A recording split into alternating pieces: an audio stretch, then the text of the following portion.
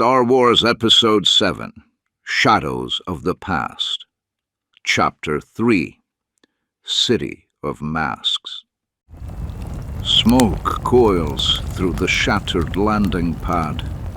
Ben Solo and Rey struggle to their feet amid the burning wreckage. From the inferno, 3 armored silhouettes stride forward, Imperial shadow guards, their visors glowing crimson through the haze. At their head stands Finn, armor scorched but unbroken, a vibroblade clenched in his fist. You! Ben freezes. Even through the distortion of the respirator, he recognizes the voice. One of the raiders who fought beside the girl on Yavin. Finn, not now. We need to move immediately. He's the reason you were captured in the first place. He delayed you in the archives. He's why they took you. And he's the reason I survived the first attempt on my life. Stand down. That's an order. Finn hesitates, silently glaring through his mask, then lowers his weapon. Very well, my lady. Without another word, Rey grabs Ben by the wrist and pulls him along as the shadow guards form a defensive line. Blaster bolts rain down from the surrounding towers, the surviving assassins closing in from every side. They sprint across the platforms, return fire flashing crimson and blue through the smog. Finn blocks a bolt with his vibroblade, sparks cascading. One guard covers their flank with precise bursts from her rifle. The other tosses a detonator behind them. The blast tears open the deck, cutting off pursuit. Rey doesn't slow. She drives them toward the edge of the spire. You've got a plan, right? Of course. Jump. What? Wait! Gusts of wind pick up as Rey shoves Finn and Ben both into the void. The group plummets through Coruscant's neon canyons. Speeders scream past in streaks of light. At the last moment, Rey thrusts out her hands. They hit the metal of a cargo skiff and roll. Finn lands beside them, snarling under his breath. Next time, maybe warn us before you do that. But then it wouldn't have been as fun. As the remaining 2 guards land on the skiff, Ben steers it deep into the Coruscant undercity, a labyrinth of rusted towers, flickering lights, and endless shadow. Blaster bolts chase them down the avenues until a final hit slams into the skiff, shearing off a stabilizer. We're hit. I'm setting her down. Hold on.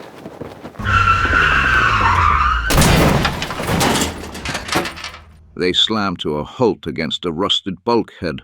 Without waiting for the engines to die, Rey leaps down, motioning the others forward. Move. We're not staying here. They dash into the maze of the lower levels, decrepit corridors where the lights flicker and the air stinks of rust and ozone. The female masked guard halts suddenly, helmet turning. Here, this way. She gestures toward a half-collapsed service tunnel, its mouth hidden behind a sagging vendor stall. The group ducks inside one by one. Ben Solo brings up the rear. As he turns to follow, something tugs at his senses. A presence watching. A beggar lies slumped beside the alley, half in shadow, muttering for credits. His eyes track the group, too sharp, too focused for a drunk. Ben hesitates. The other male guard, still masked, tugs Ben into the opening. Come on! The hiding place seals with a hollow clang. Outside, the echoes of the city swallow the sound. But somewhere beyond the dark, unseen eyes have already taken note of where they vanished. Far above the chaos of the lower levels, Coruscant gleams in false peace. Within the marble corridors of a private government annex, two figures confer in hushed voices. Senator Dravencore, his eyes sharp behind a statesman's calm, and Admiral Vos Tyne, his uniform immaculate, his tone far colder than his rank implies. Are the reports confirmed? The girl escaped the landing platform? Yes, and she wasn't alone. Intelligence says that she was rescued by a group of elite Imperial soldiers. And with them, Ben Solo. Solo was aboard. He wasn't part of the flight plan. Apparently. The boy must have smuggled himself on board. Typical. That whole bloodline is nothing but a nuisance. His presence and continued survival complicate everything. Understatement. His father's one of our more useful assets. We have no idea how much the boy may have discovered. If the truth about Senator Organa's death comes to light... Then we lose General Solo, and a sizable chunk of our influence with him. They stop beside a window, overlooking the city's endless glow. Below, 1 billion lives pulse in time with the lights, unaware that even now their peace hangs on the lies of powerful men. Then we keep the lie alive. We'll tell General Solo what we need him to hear. That his son was on the transport when it was destroyed. That the Imperials killed him. And do our best to clean up the mess before he is any the wiser. And we use the girl as bait. Her existence keeps the Jedi chasing ghosts while we consolidate our reach within their fledgling little order. Then 'tis decided. We speak to General Solo tonight.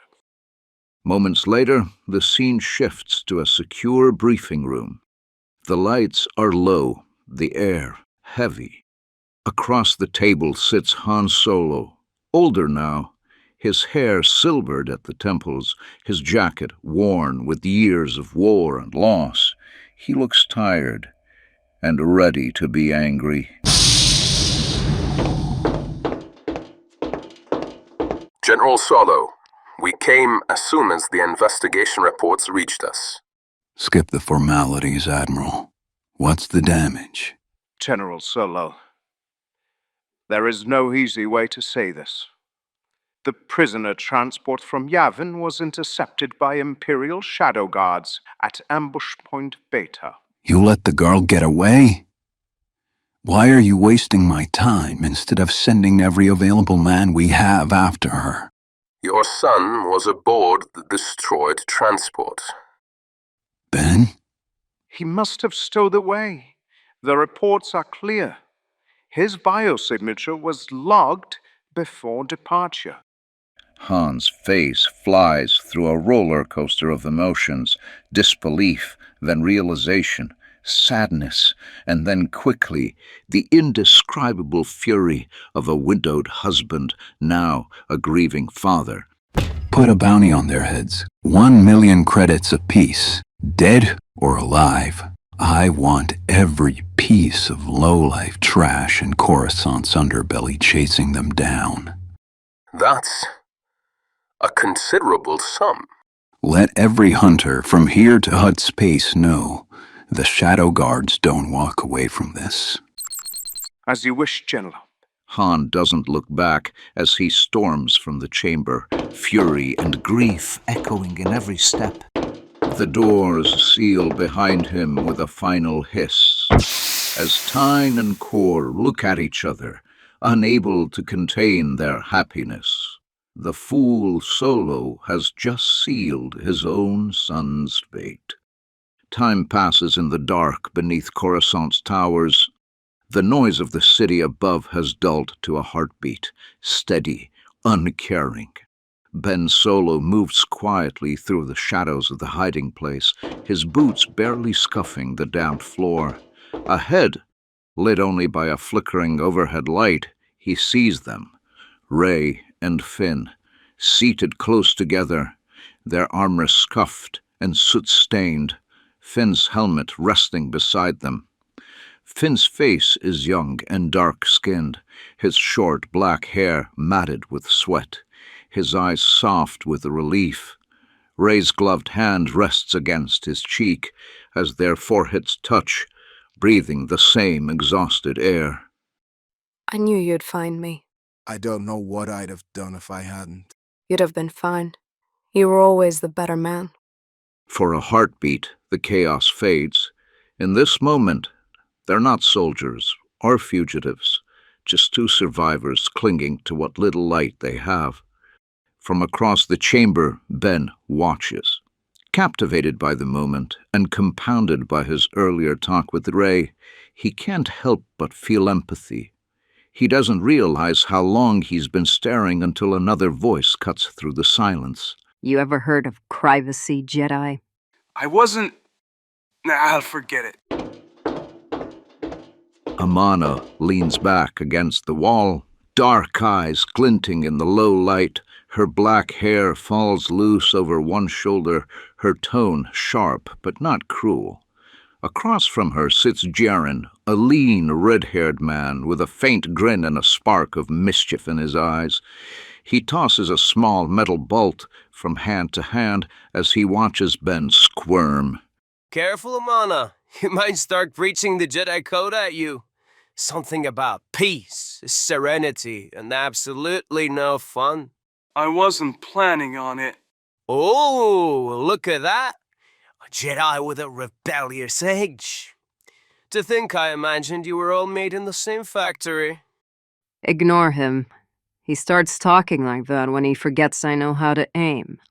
Aw, you say that like you don't love me. I don't. You two make quite the pair. We survive. That's what matters. You're the first Jedi we've actually met. One we weren't trying to kill anyway. Oh, and how'd that go? Poorly for us. You people are difficult targets. Good to know. Don't get too comfortable. It's not like you're one of us.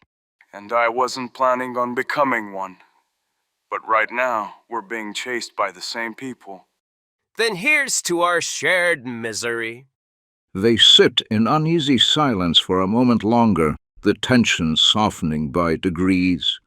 Outside, the undercity murmurs, distant, restless, alive. The flickering light above them buzzes, casting shadows that stretch and shift like ghosts on the wall. Then, Amana stiffens and shoots up suddenly. Her eyes narrow, her hand drifts to the hilt of her blaster. Rey shoots up with her, sensing the shift in the air. I feel it too. The hatch rips inward, shadows spill through, assassins and cutthroats driven by credits and hate. Rey snatches up her scavenged vibro staff with a snap of a crackling tone as the rest of her group ready their respective weapons. Ben doesn't wait. He surges forward in a hard, driving line, leading the first rush with a crashing parry and an immediate, brutal riposte. Where Rey turns space into angles, staff whipping, hooking angles, jabbing throats. Ben takes ground, block, hammer, press. Each blow forces the ring wider, his footwork bullying, relentless. Left flank, 2 more. Finn slides to Rey's flank, blade low, precise, economical. He intercepts a lunging staff, binds and twists, exposing the ribcage for Rey's driving strike. 4 more, piling in. Back corridor. Move. They break in formation, Rey and Finn at the point, Ben guarding their rear, Amana and Jaren firing in measured beats to keep the tunnel clear. A narrow service lane spits them into a garbage chute gantry that overlooks a speeder maintenance strip. Below, a half-gutted cargo skiff coughs smoke. Barely flight-worthy, barely anything. Good enough. We don't have time to be picky. The power cell's sulking. Give me 3 seconds. Covering. Go, go.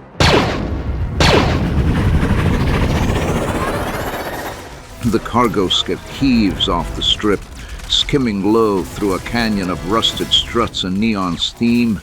Behind, a swarm erupts, bounty hunters on swoops, and rooftop sect marksmen threading shots through the haze.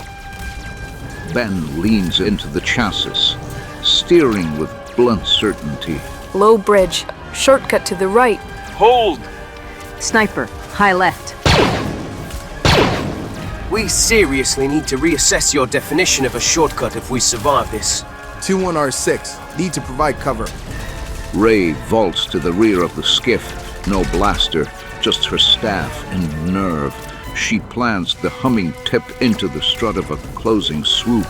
The rider catwheels away into the darkness. The second hunter threads the gap and fires. A hard shot clips the skiff's repulsor vane. She's going down! Nearest deck. There. Over by the cantina. They drop toward a patchwork landing grating barely wider than the skiff. The plank gives way under their weight, and the skiff, passengers and all, tumbled through the level below, skidding sideways in a screaming shower of sparks.